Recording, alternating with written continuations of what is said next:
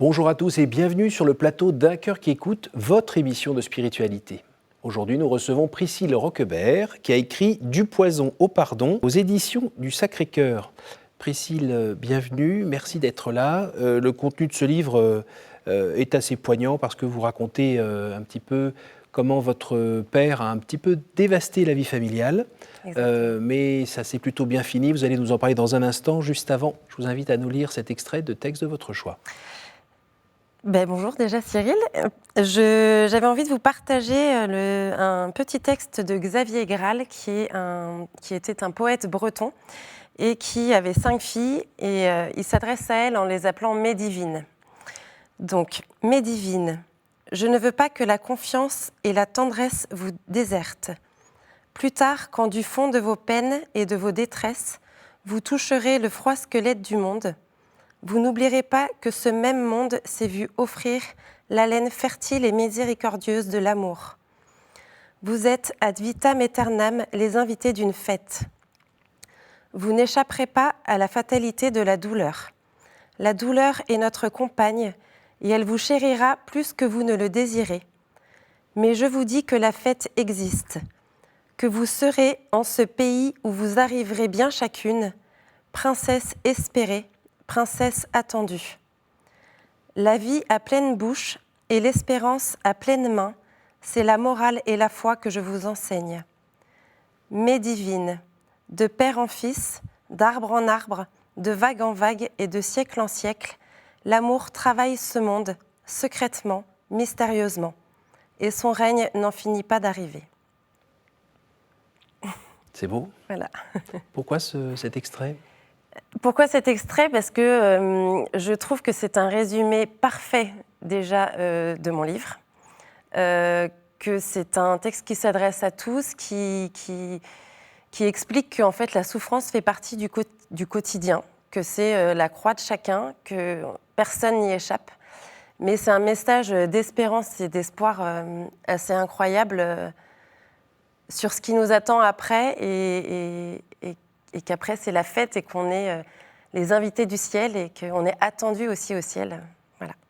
Pourquoi avez-vous écrit ce livre ? Pourquoi j'ai écrit ce livre ?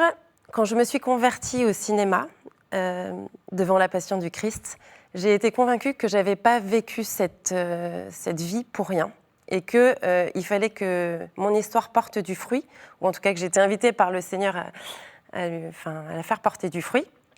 Et je n'ai pas su tout de suite de quelle manière mon histoire allait porter du fruit. Et puis, au fur et à mesure, dans les groupes de prière dans lesquels je me suis engagée, j'ai été amenée à témoigner.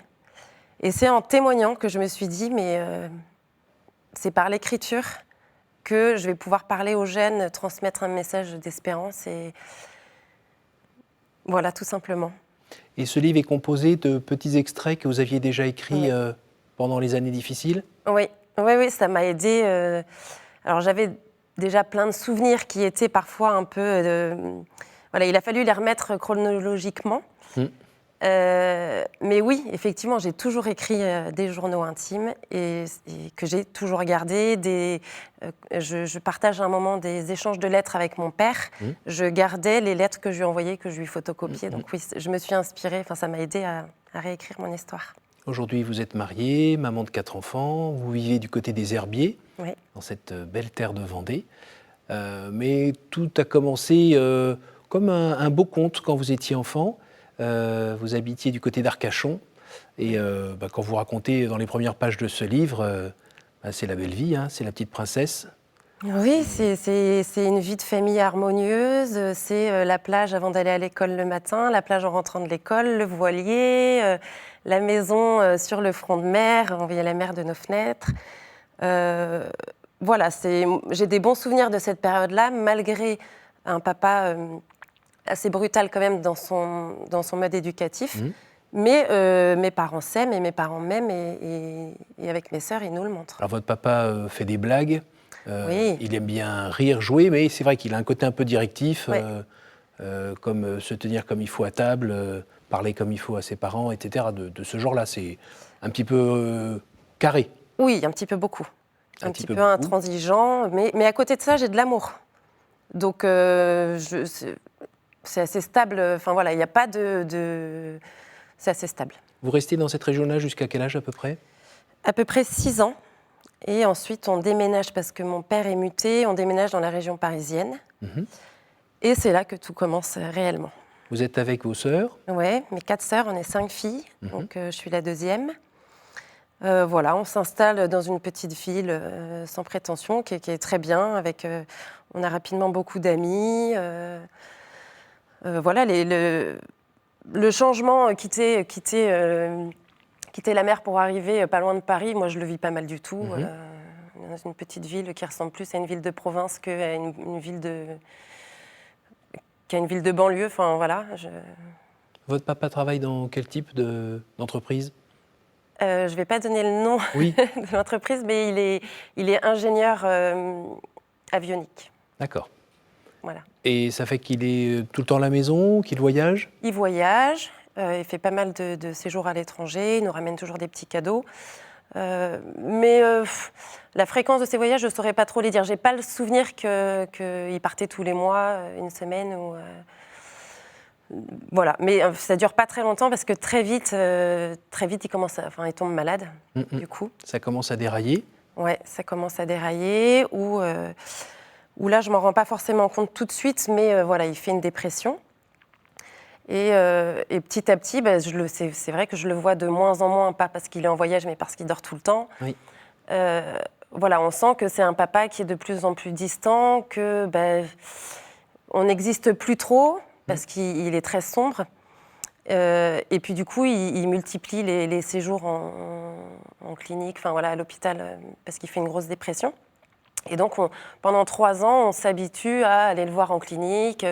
Et puis parfois, il va mieux, donc il revient vivre à la maison. Et puis ça dure jamais vraiment longtemps, cette période où il va mieux, donc il repart.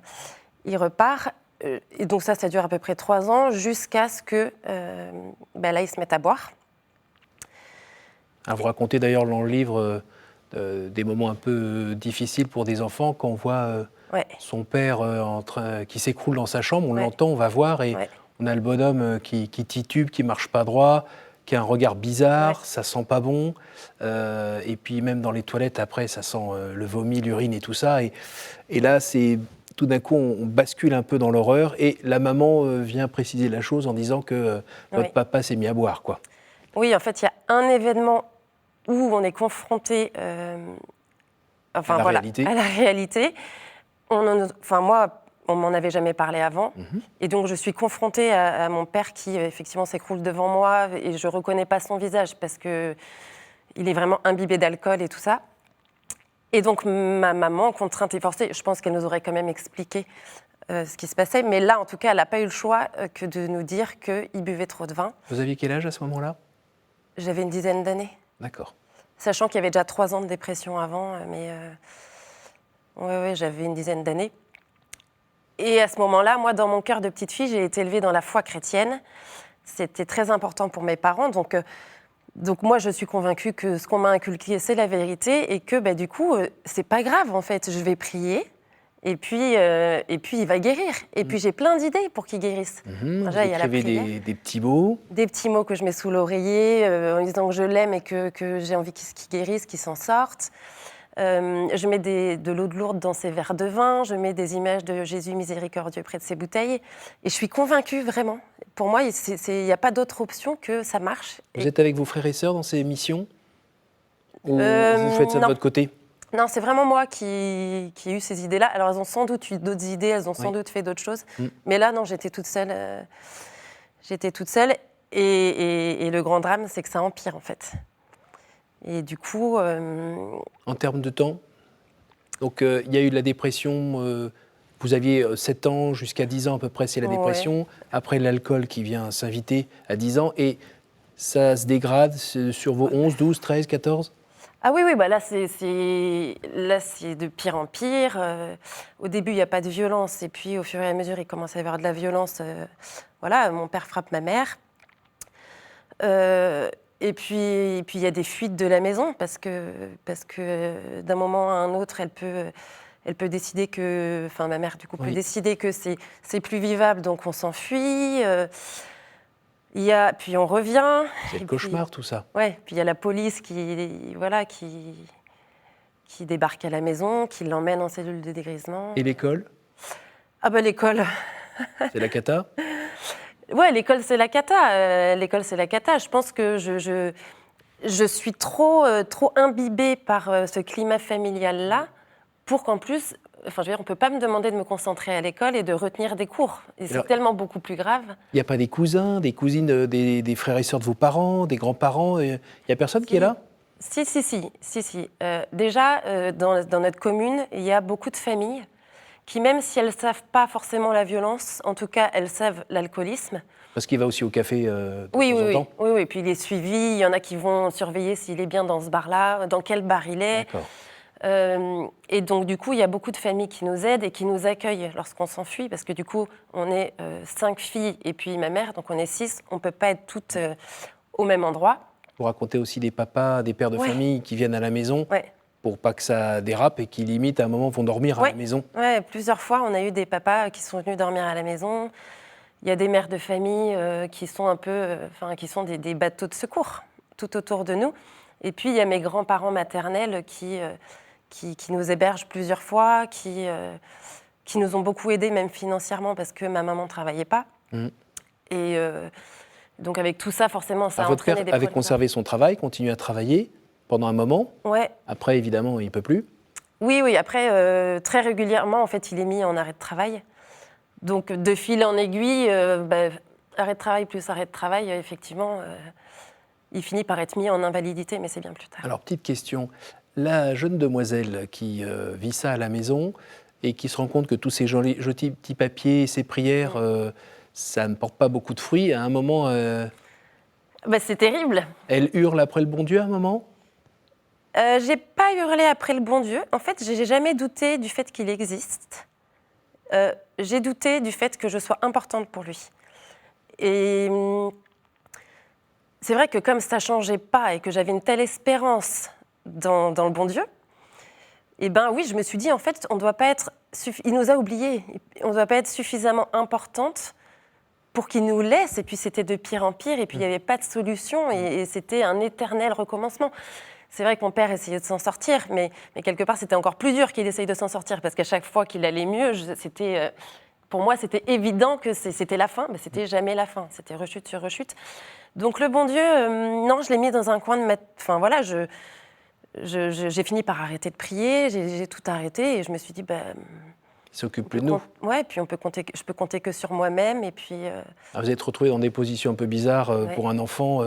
qui cherche à se mettre entre le papa et la maman, sachant que le papa risque de lever la main.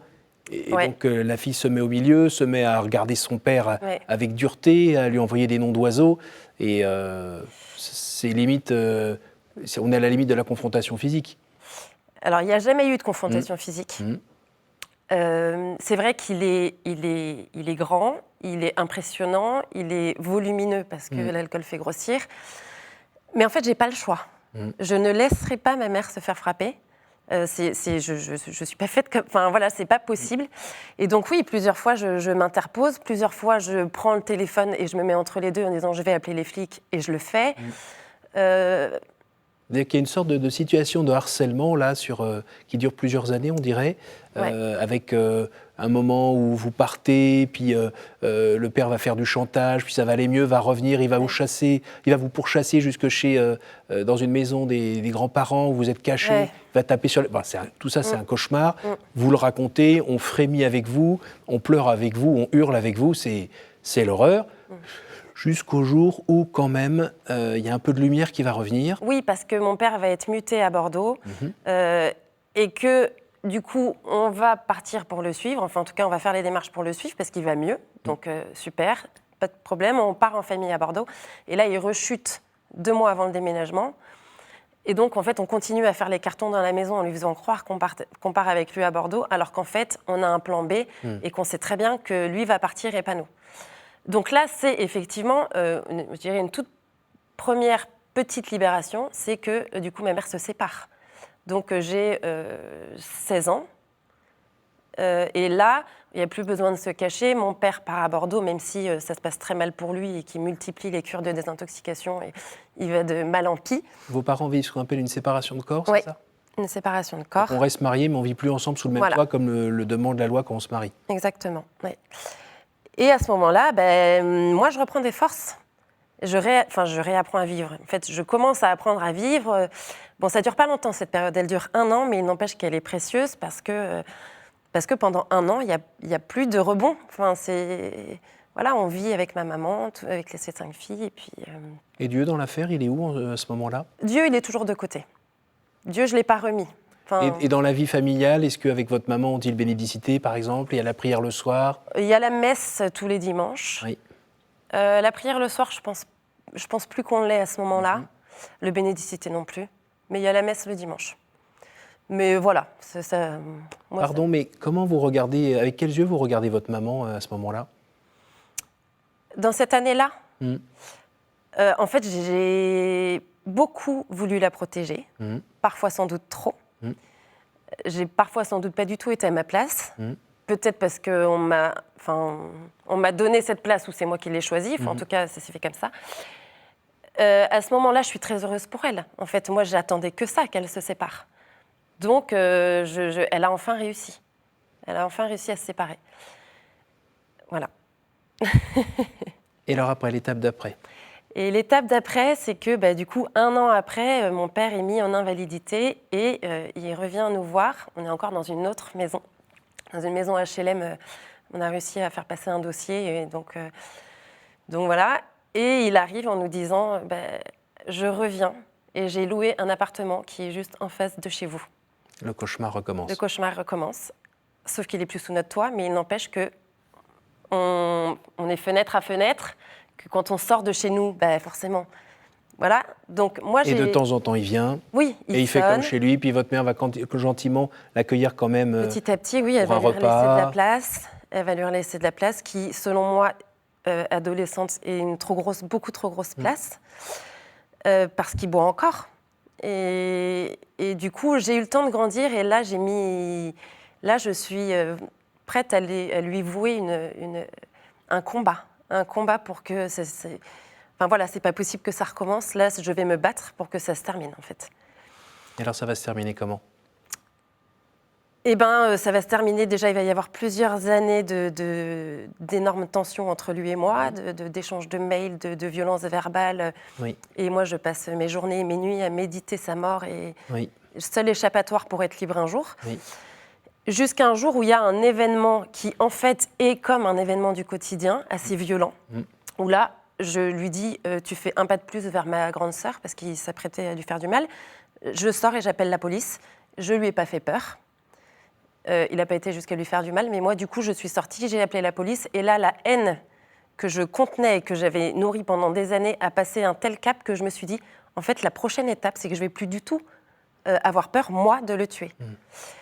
Même si j'avais déjà, pendant des années, je m'étais déjà dit, en fait, même si un jour j'arrive à le tuer, j'irai en prison, quelque part, ça ne me fait pas peur. De toute façon, j'aurais des circonstances atténuantes. J'aurais sauvé maman et mes sœurs. Oui, je les aurais sauvées et j'aurais des circonstances atténuantes et tout. Mais j'ai jamais réussi à faire ça. Et merci Seigneur. Mais il n'empêche qu'à ce moment-là, je me dis, en fait, la prochaine étape, c'est ça. Là, c'est trop violent. La prochaine étape, c'est ça. Et donc, à ce moment-là, je décide de partir de chez moi, chose que j'avais jamais fait. Et donc, je pars en Irlande comme jeune fille au pair. J'ai 18 ans. Et là, c'est la vraie première grande libération. C'est la vraie première grande libération. J'apprends à 18 ans que je suis quelqu'un, que j'ai des choix à poser pour ma vie. Qu'est-ce que j'aime, même en passant par est-ce que je préfère le pain de mie, la baguette, comme les grands fondamentaux de qu'est-ce que je veux construire en fait. Ok, c'est super, je suis libre, mais comment je vais faire? Qu'est-ce que ça veut dire être libre? Et puis qui je suis et tout. Donc ça, je passe 1 an du coup. À ce moment-là, j'ai plus de contact avec mon père parce qu'on a eu encore des échanges de lettres assez violents. Donc là, c'est terminé. Et je reviens et sors La Passion du Christ au cinéma.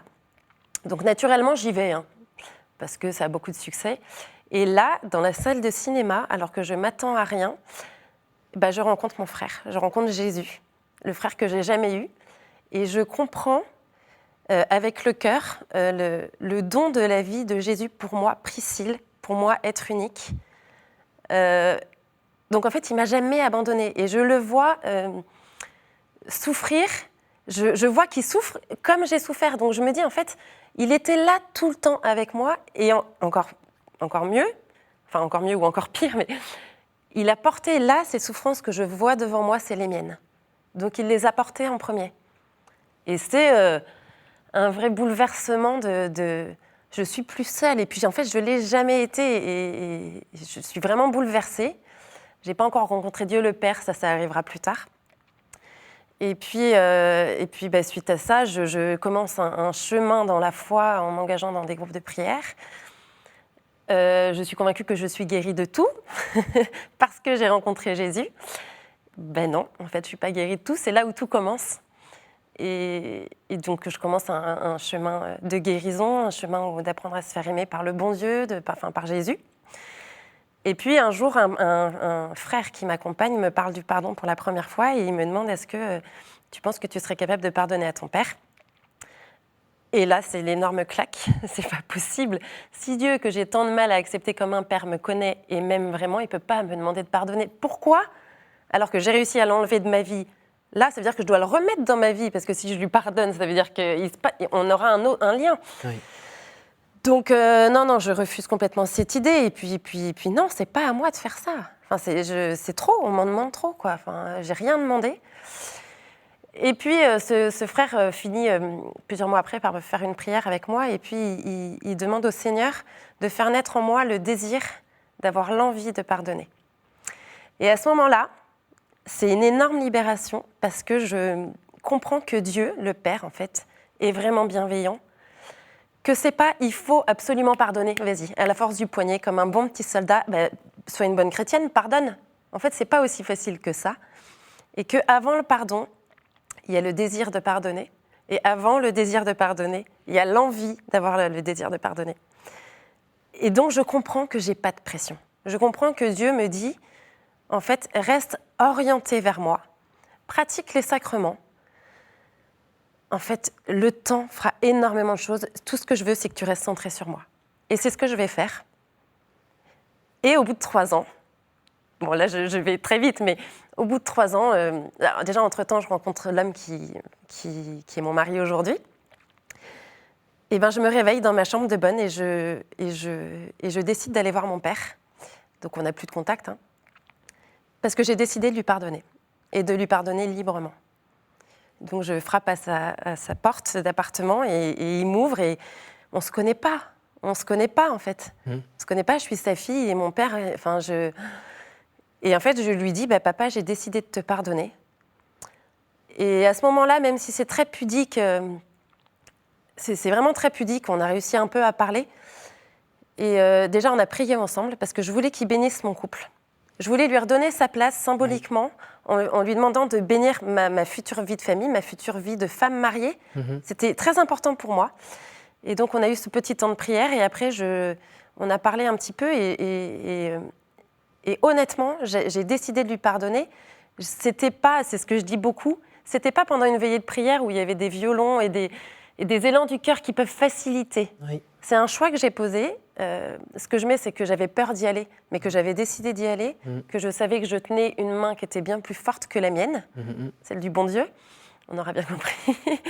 et je donne ce pardon parce que je décide de lui rendre sa liberté à mon père, moi aussi de me rendre la mienne, parce qu'en fait la haine était mais c'était... Vous emprisonnez, vous mangez. Oui, enfin, quelle était l'étape d'après Il vous dit à ce moment-là qu'il vous aime, je crois.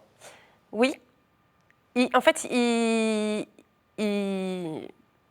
dirais pas qu'il m'a dit qu'il m'aimait. En tout cas, il y a eu un vrai échange où moi aussi, je lui ai demandé pardon. Et où, oui, il m'a demandé pardon et j'ai accepté son pardon. Parce qu'il m'avait déjà demandé pardon plus jeune, mais j'y croyais pas parce qu'à chaque fois, on replongeait dans le... Et là, j'ai accepté son pardon, j'ai compris qu'il avait réellement souffert aussi, qu'il était une victime aussi et que personne n'a été épargné. Et j'ai compris qu'en fait, il m'avait toujours aimée. Et à partir de là, vous avez pu démarrer vous-même une nouvelle vie, Oui, alors après, l'histoire n'est pas finie parce qu'il va, il va plonger dans la maladie psychiatrique. Mais je vais vivre cette maladie et cet accompagnement-là avec le bon Dieu. Même si je vais fuir à certains moments parce que c'est tellement difficile de sortir déjà plus d'une dizaine d'années d'alcoolisme et puis d'embrayer sur la maladie psychiatrique, quelque chose qu'on ne connaissait pas avant. On a l'impression de descendre encore Ouais, une marche. à quel moment ça pas. s'arrête, quoi. Et puis, est-ce que j'ai le droit, moi, de construire ma vie de famille, d'avoir des enfants Est-ce que je peux me reposer Donc là, voilà, c'est encore autre chose, c'est d'autres souffrances. Mais ce qui est sûr, c'est que j'ai jamais récupéré ce pardon. Je l'ai donné, je l'ai jamais enlevé. Pour la suite, j'invite les lecteurs à se plonger dans votre livre. On arrive déjà à la fin de cette émission. Je vais vous demander de me dire un chiffre entre 1 et 9, s'il vous plaît.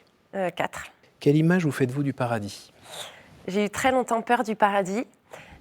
Mais j'ai vu un film qui m'a complètement réconciliée avec le paradis. Ça s'appelle La Cabane. Je ne sais pas si vous connaissez. C'est avec l'acteur de Avatar. Je ne connais pas son... Et en fait, si le paradis, c'est ça, vraiment, il n'y a aucun problème. Du coup, j'ai compris que le paradis, c'était un endroit lumineux, un endroit de quiétude, de paix, en fait, comme si mon âme était faite pour le paradis. Enfin, vraiment. Donc voilà l'image que je me fais du paradis. À nouveau, entre 1 et 7. 6. Quel est le personnage ou le saint que vous aimeriez retrouver au ciel ? Mère Teresa. J'aime beaucoup Mère Teresa. Petit bout de femme. À nouveau, une dernière fois. 3, j'avais déjà dit ? Non, ça avait commencé par 4. Quelle est pour vous la plus belle fête ? Noël. Pourquoi ? Parce que c'est la venue de notre Sauveur sur Terre. C'est Dieu qui s'est incarné en homme, qui est venu nous rejoindre dans notre pauvreté par la naissance du Christ. Parce que c'est la fête que j'ai toujours préférée.